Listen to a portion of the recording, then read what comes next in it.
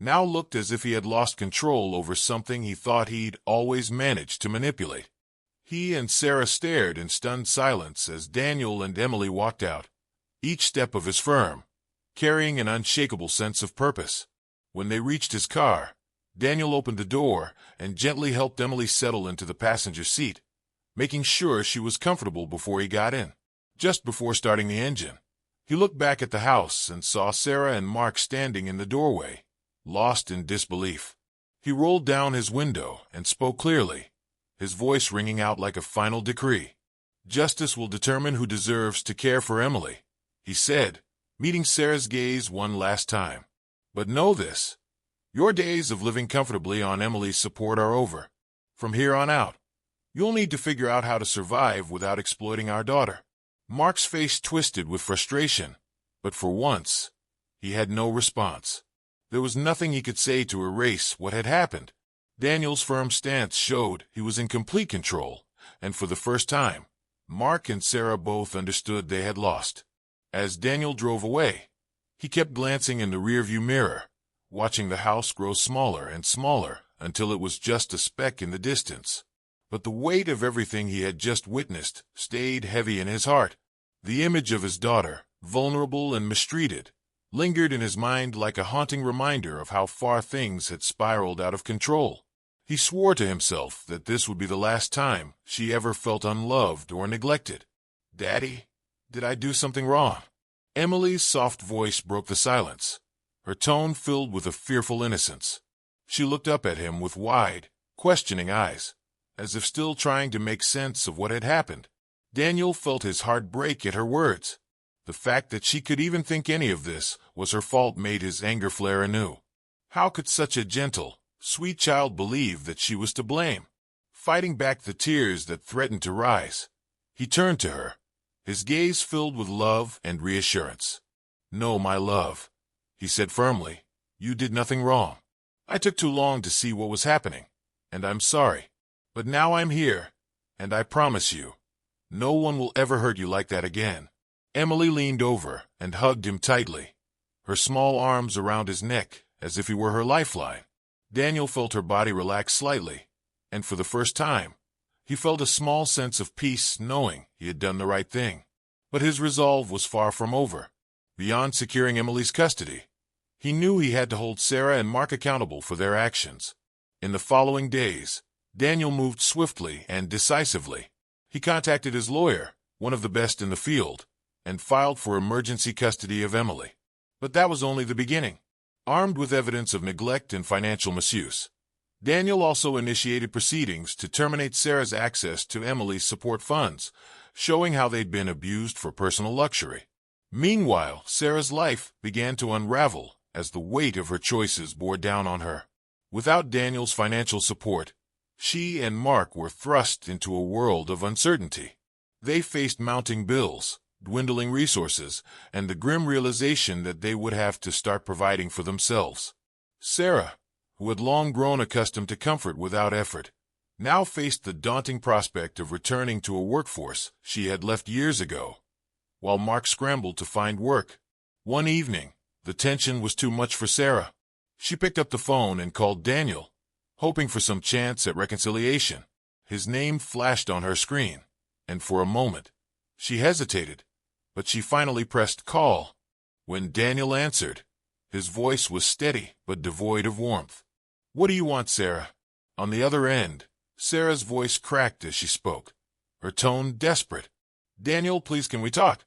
I know we did wrong, but I can't lose Emily. I can't live without her, or without your help.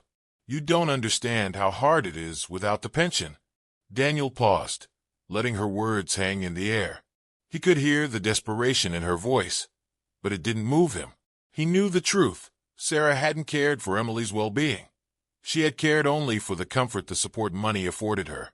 "Sarah, I gave you the chance to do right by Emily," he said finally, his tone resolute. "But you chose to neglect her. Now you'll have to face the consequences." And with that, he ended the call, leaving Sarah alone with the silence of her choices. As Sarah and Mark's financial struggles deepened, they began to experience the reality of life without Daniel's support. The bills piled up, and they found themselves in a constant struggle to keep up. Sarah, who had always taken her comfort for granted, now faced the uncomfortable reality of hard work and sacrifice, while Mark tried and failed to fill the void left by Daniel's absence. Meanwhile, Daniel and Emily settled into their new life. Daniel was determined to build a safe, loving home for his daughter. He spent each day creating routines that would make her feel secure and cherished, making up for the lost time. Every morning, he would drive her to school, pack her lunches, help with her homework, and even take her to the park to play. For Emily, these simple acts of care and attention were precious gifts she had rarely known. Yet Daniel knew the legal battle wasn't over. The court date for custody was approaching, and he was prepared to fight. His lawyer had gathered irrefutable evidence, including photographs of Emily doing household chores and testimonies from her teachers, who had noticed her withdrawn and subdued demeanor. Friends, colleagues, and neighbors came forward to support him, willing to vouch for the loving home he was providing for his daughter. One evening, as Daniel and Emily watched a movie together, his phone rang. It was his lawyer. The urgency in his voice was unmistakable as Daniel picked up. "Daniel," the lawyer began, "I have news. The judge has reviewed our emergency custody request and, considering the evidence, has granted you full custody of Emily while the case is ongoing." Daniel felt a rush of relief and gratitude. "Thank you," he said, his voice trembling slightly with emotion. When he ended the call, he turned to Emily, who was watching him with wide eyes. He knelt down beside her, gently holding her hands. "Emily, you're going to stay with me from now on. No more going back. This is our home now." Emily's face broke into a radiant smile, and she hugged him tightly. "Thank you, Daddy. I love you." Daniel hugged her back, feeling an immense weight lift from his shoulders. He had done what he needed to protect his daughter, and now he could give her the life she deserved. Every night, as they read stories together and shared laughter, Daniel felt a new sense of peace, knowing he was providing Emily with a life full of love, respect, and safety. And as he watched her fall asleep each night, he silently vowed to always keep that promise, to always be there, to always protect her, and to ensure she grew up surrounded by the warmth and care she had been missing for so long. The shadows of the past slowly faded, leaving Daniel and Emily to step forward into a future defined by resilience, love, and an unbreakable bond between a father and his daughter. "Raphael, we have a critical situation." The lawyer's voice came over the phone, sounding tense. "Clara has submitted a visitation request. She wants to see Bianca this week." Raphael felt his heart race. The last thing he wanted was for his daughter to face the mother who had hurt her. Yet he understood that Bianca also had a right to see Clara. He took a deep breath, recalling the way his little girl had clung to him, her trust in him absolute. But he also knew that a sense of closure or understanding could help Bianca come to terms with her past. "I'll allow it," he said finally, his voice calm but filled with resolve. "But it has to be on my terms." The meeting was set for a local park, a neutral space where Bianca could feel safe. Raphael hoped that in the openness of nature, there would be less tension. He arrived early, watching as Bianca laughed and ran across the grass, her joyful energy lighting up the space. That laughter was precious to him, a sound he wanted to protect forever. But as Clara and Marcos approached, their presence felt like a storm cloud gathering on the horizon. When Clara saw Raphael, her face lit up with a strange mix of joy and fear.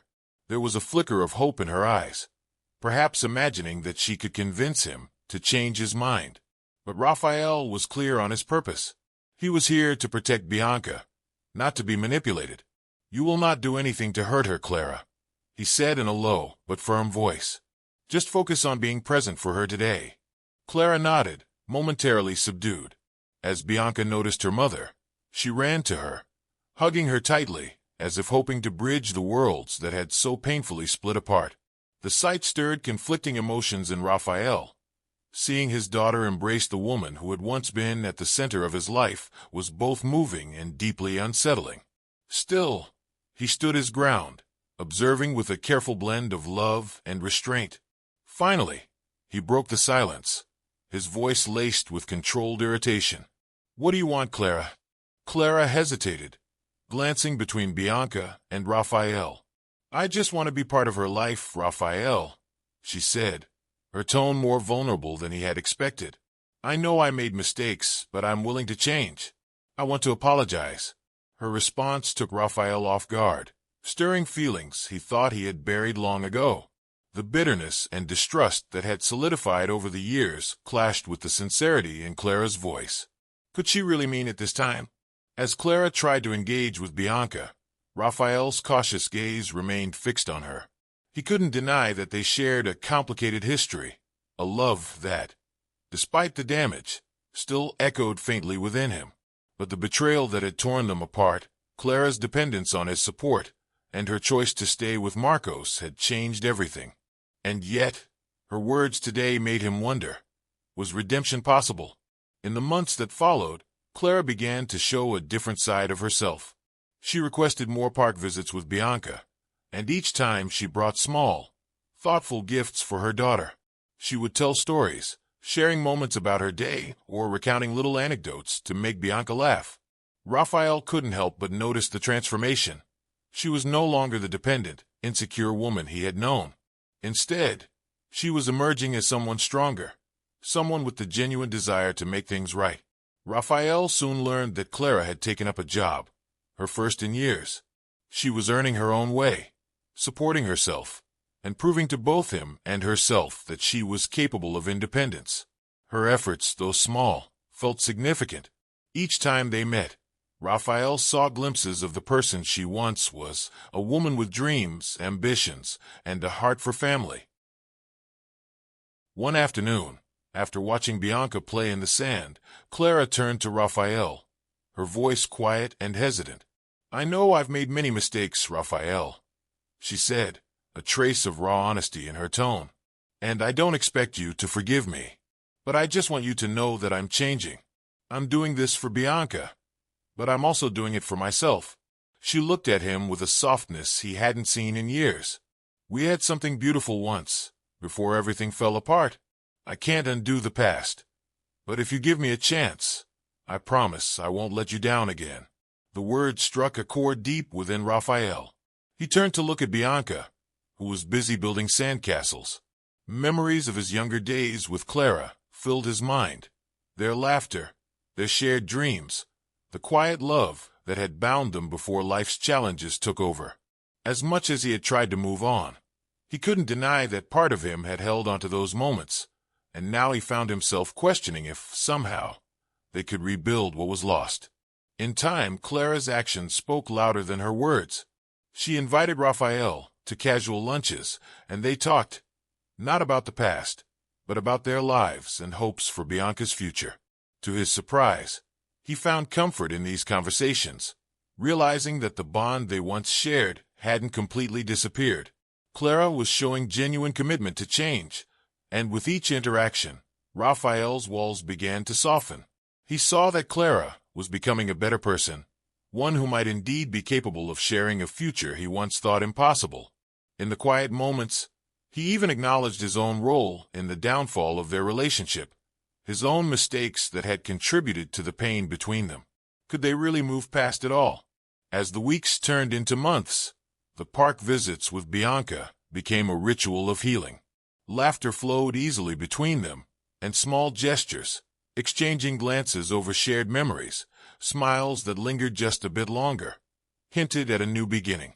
Raphael was cautious, but as he watched Clara continue her efforts to grow and reconnect with Bianca, hope started to bloom within him.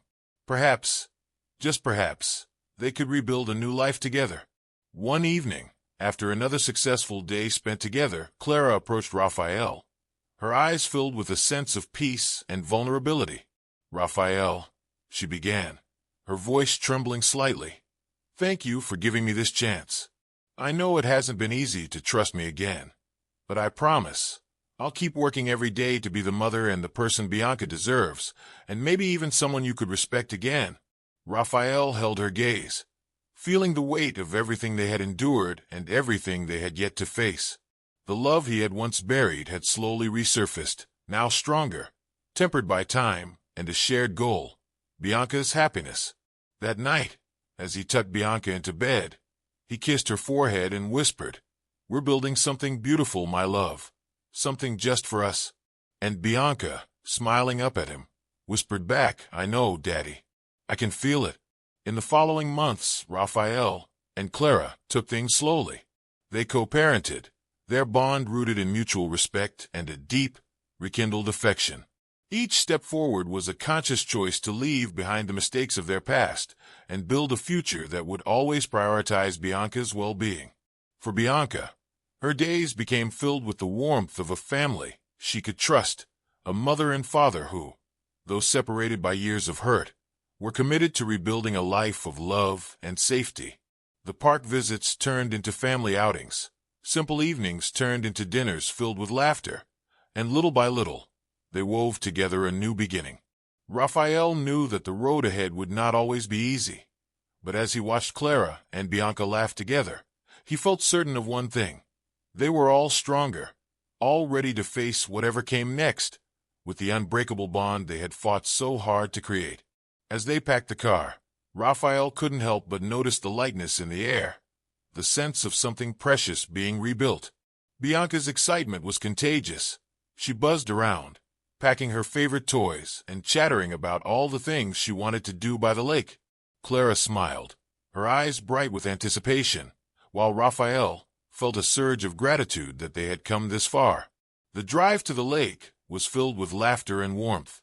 They reminisced about old memories, sharing stories with Bianca about the times they'd visited before she was born. It felt as if the pieces of their lives, once shattered, were gently fitting back together, forming a picture that was somehow both new and familiar. When they arrived at the lake, Bianca immediately ran to the water's edge, her joy radiating as she explored.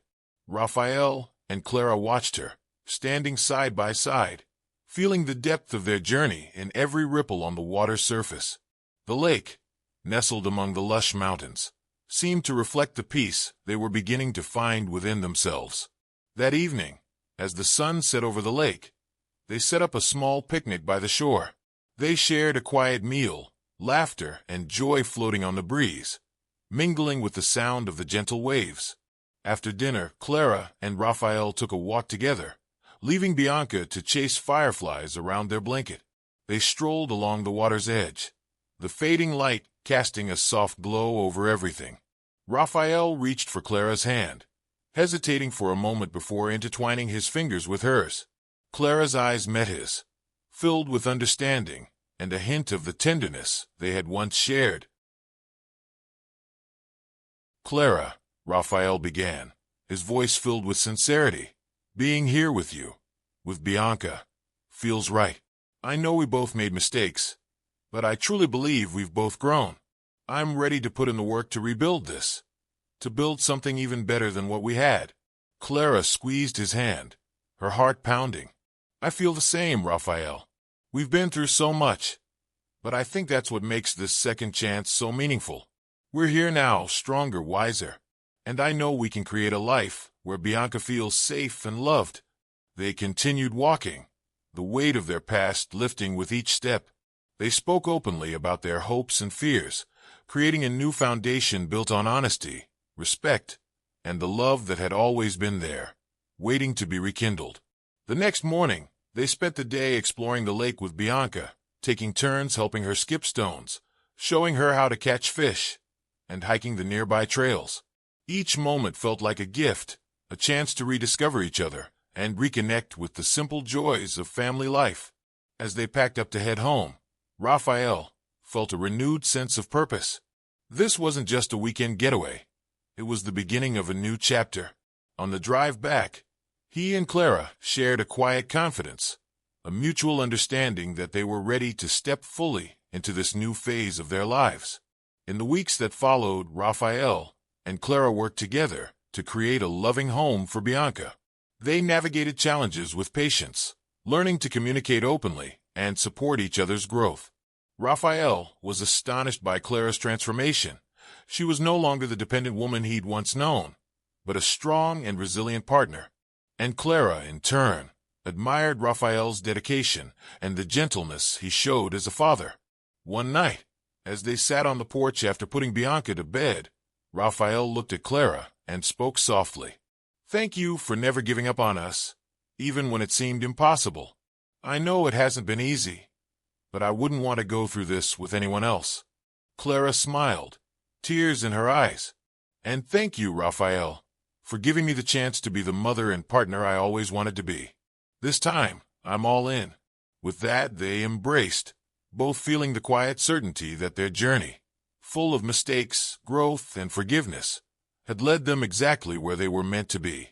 From that moment on, they knew they had not only rebuilt their family, but had laid the foundation for a future grounded in trust, love, and the unwavering promise to always support each other, no matter what. For Raphael, Clara, and Bianca, the years ahead would be filled with both challenges and joy, but they would face it all as a family, stronger, wiser, and bound by a love that had weathered life's storms. As the weeks turned into months, Raphael and Clara found themselves falling into a new, steady rhythm, a partnership that was fueled by love for Bianca and renewed by the lessons they had learned. They tackled daily life as a team, rebuilding the trust that had once been shattered and making sure that Bianca felt loved and secure every day. One Friday evening, after a long day of work and school, the three of them settled in for a quiet family night. Raphael made Bianca's favorite pasta, and they shared a cozy dinner filled with laughter and warmth. As they finished, Bianca looked up at them with a spark in her eye. "Can we have family nights every week?" she asked, her voice full of hope. Raphael and Clara exchanged a smile, both feeling a surge of gratitude for the life they were building. "Yes, sweetheart," Clara answered, her voice warm. "Every week. We're a family, and we'll always have time for each other." That night, after tucking Bianca into bed, Raphael and Clara sat together on the couch, holding hands as they watched the flickering flames in the fireplace. They knew they had come far, and the future felt brighter than ever. A few weeks later, Raphael planned a small surprise for Clara and Bianca, a weekend getaway to a beach town that he and Clara used to visit in their early years together. As they drove along the coastline, Bianca's laughter filled the car, her excitement infectious. For Raphael and Clara, the trip symbolized how far they had come and marked a new beginning. At the beach, they spent their days building sandcastles, playing in the waves, and sharing moments of quiet joy as they watched the sunset. On their last night there, as the stars began to the sky, Raphael took Clara's hand and led her to a quiet spot near the water. "Clara," he began, his voice filled with emotion, "these past months have shown me that love isn't just about the good times. It's about the challenges, the forgiveness, and the choices we make every day. I've chosen to let go of the past, and I want you to know that I'm ready for a future with you and Bianca." Clara's eyes filled with tears as she squeezed his hand. "I feel the same, Raphael. I found strength I didn't know I had, and I'm so grateful we're building this life together. We're stronger than ever." As they stood there, hand in hand under the starlit sky, Raphael and Clara felt a sense of peace and fulfillment that they hadn't felt in years. They had rebuilt their family from the ground up, rooted in love, resilience, and the promise of a brighter future.